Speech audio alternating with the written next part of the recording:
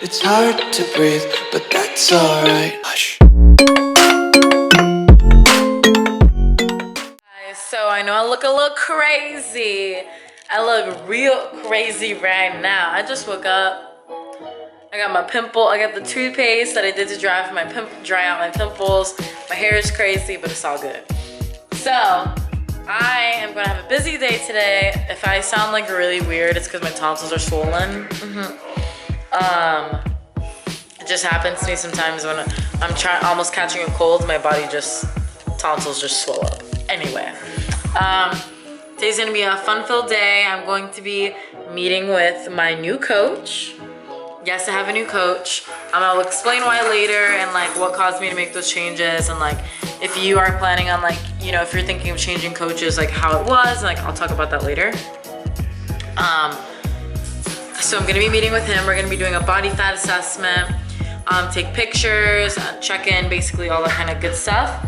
And I'm really, really excited. This isn't gonna be like an actual physique update, but this is just my stomach and where it's at.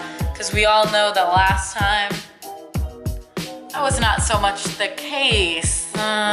And I'll be going into more talking about like post-show and like how to deal with it and all that kind of stuff later. But I do need to get ready. I should need to get ready. So, see you soon.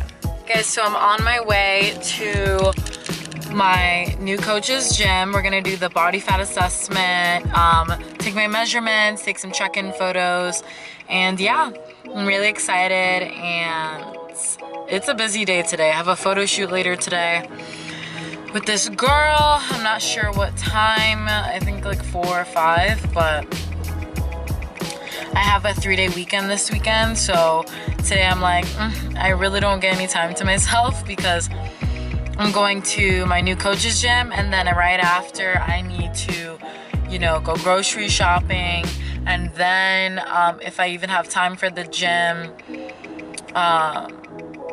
you know, I'm probably gonna go before my photo shoot or after, but then I won't have any time to myself. I still have to do laundry. I just have a lot to do today, so I'm taking you guys along.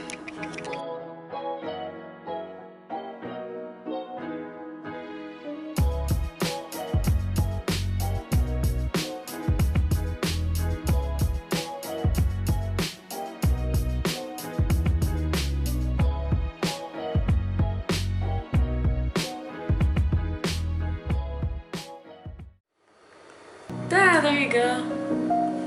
All right. Hey guys, so I just got back from meeting with my new coach, and it went really good. Like right when I went in, you know, we talked about what I've been doing. You know, we tested my body fat, which is at 18% right now. And we talked strategy. So basically the goal is to keep me under 20% body fat from here all the way through February, March. Pick a show and then compete around then. So that is the goal. There are some things that I'm like a little concerned about, I'm not gonna lie. He gave me a meal plan for the rest of my reverse for this month, and then we're gonna start like, you know, being more flexible with my diet, and I'll be allowed to like pick my own things and stuff like that. It's just like a lot to adjust to. I feel like going from if it fits your macros to like a strict meal plan that's like chicken and rice, chicken and sweet potatoes, chicken like every 2 hours. It's like a bro diet basically. It's gonna be a lot for me to adjust to because I am a huge believer in if it fits your macros. I'm a huge believer in flexible dieting, and I probably wouldn't compete if it wasn't for, you know, the improvement season where I can be happy and be flexible with my diet. Cause then I refuse to be on a meal plan the rest of my life. Like it's just not gonna happen. That's also how I used to go and binging a lot, but I did ask him, I was like, hey, so is it always gonna be a meal plan? Or are we ever gonna like loosen up and where I can be more flexible? And he was like, yeah, for sure. You know, I just want to keep it strict for this first month so I can see like what kind of works with your body, what doesn't work with your body. And then, you know, the higher calories get, the more you'll be able to, I can just give you your macros and you can kind of pick and choose like what you want to eat and stuff. And I was like, okay, cool. You know, obviously there's some other things that go into macro tracking as well, like alcohol and like things that you like, you have fun, like you go with your friends and things like that. And you know, I'm serious about this sport, and I know it's an extreme sport, but I refuse to sell my soul to the sport, if that makes sense. So it did make me like a little uneasy at first. I was like, well, you know, I really like the meal plan, but like, I don't know. We'll see. Yeah, I'm kind of just letting it go with the flow and like see how it goes.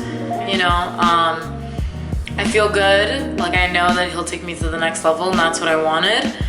But I also don't want to sacrifice my life in the off season. On prep, yeah. Anything you tell me, I'll do it.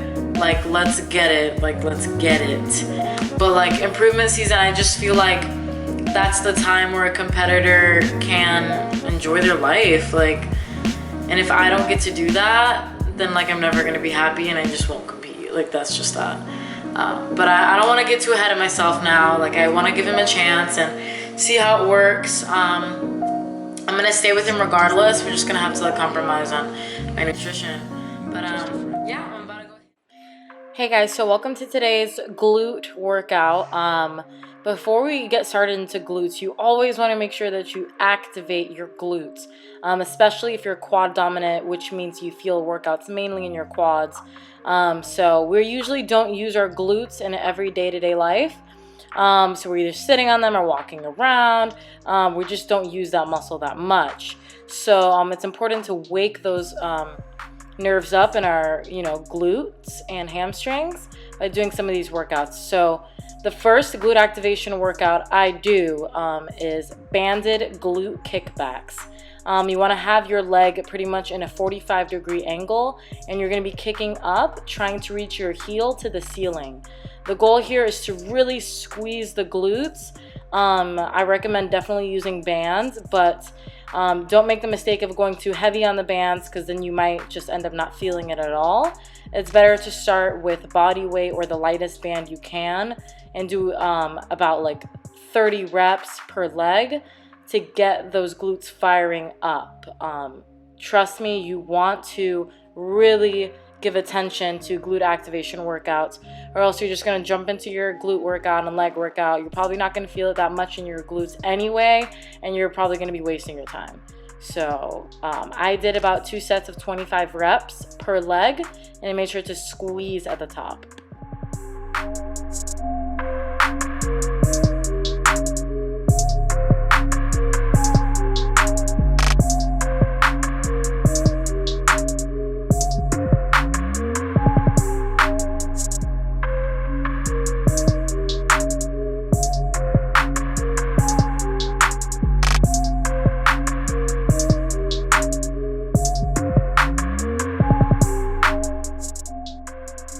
So this next glute activation workout is one of my favorites because it really gets your glutes firing up. So I do 2 sets of 25 of these reverse back extensions.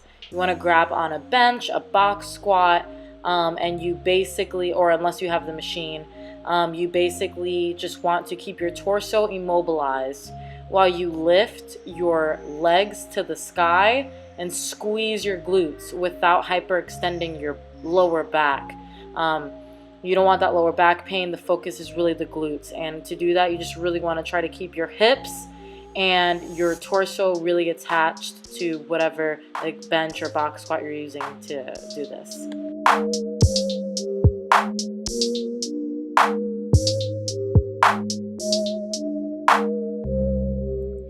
So now the next workout I'm sure you guys are familiar with is the hip abductor workout.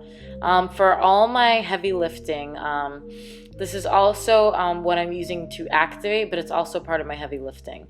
And one of the workouts that I'm going to focus on getting stronger at in my improvement season.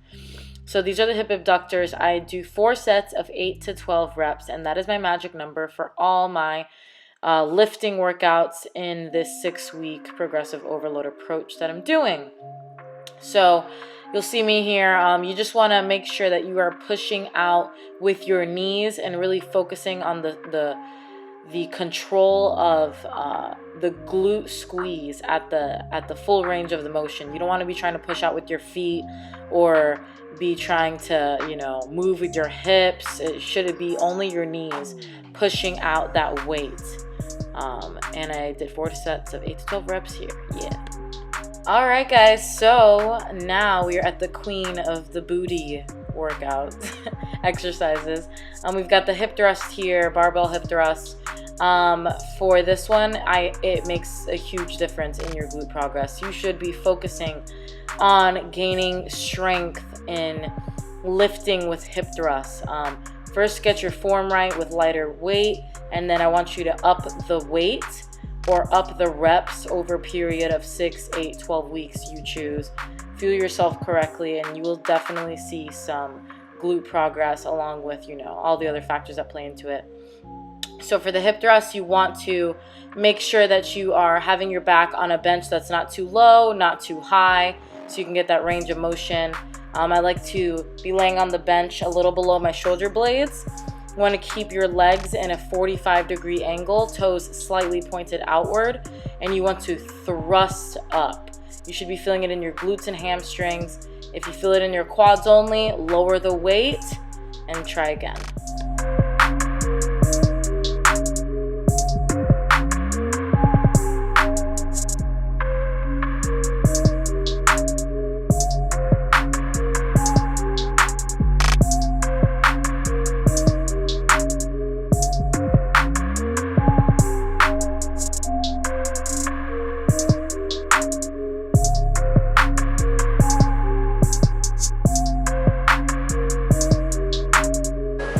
All right, next workout that I'm going to be progressing in over these next 6 weeks are Bulgarian split squats.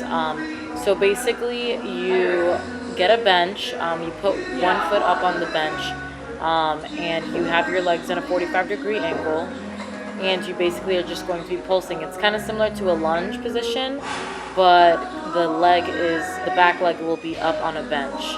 These are a little tricky at first, so feel free to do it with body weight at first and move up some weight.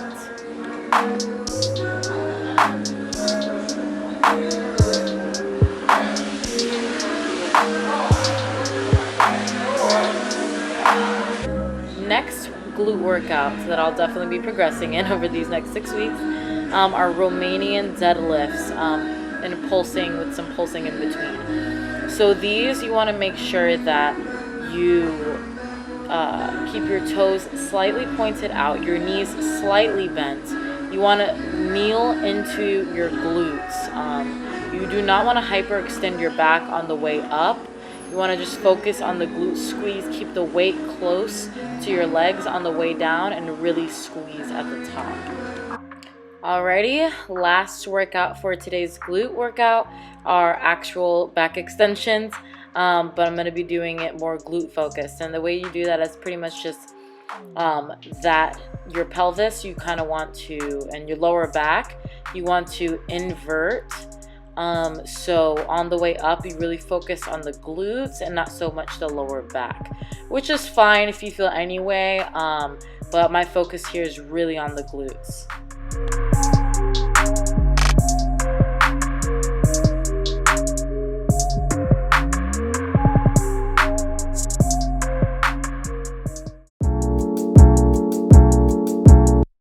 So I am back from the photo shoot. It was so much fun. I'm so sorry. I literally suck at taking videos of anything when I'm not at home. So I'm literally trying to get good lighting.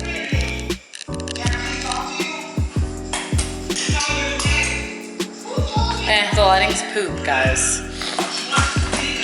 Got some new supplements from Core Nutritionals, baby. Got the ABCD. These are amino acids, beta-alanine, carnitine, and drive. So it's perfect. And I got creatine monohydrate. Creatine is amazing for muscle building, to keep those muscles full. You can develop your muscles. It's great. Just take 5 grams a day. You're good.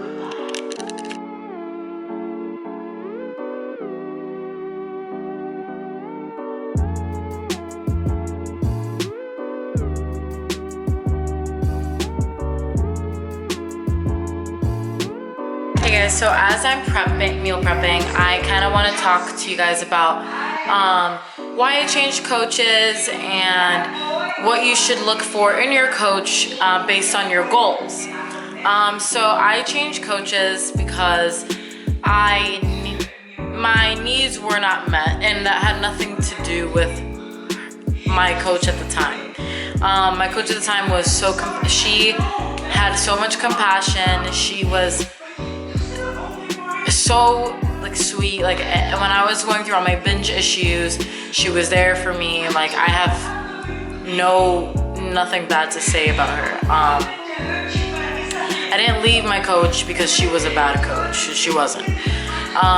For me personally, with my goals, I need a hands-on approach.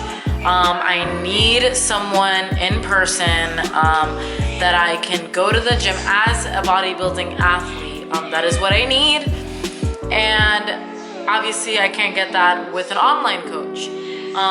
So there was a team that had noticed me at my very first competition, offered to coach me, and I rejected them because I was obviously loyal to my coach at the time. But you know, the more I matured in this sport and the more I learned and the more I found out what works for me, the more I realized that I needed to make that decision and, you know, go a route that I knew would take me to the next level for my goals.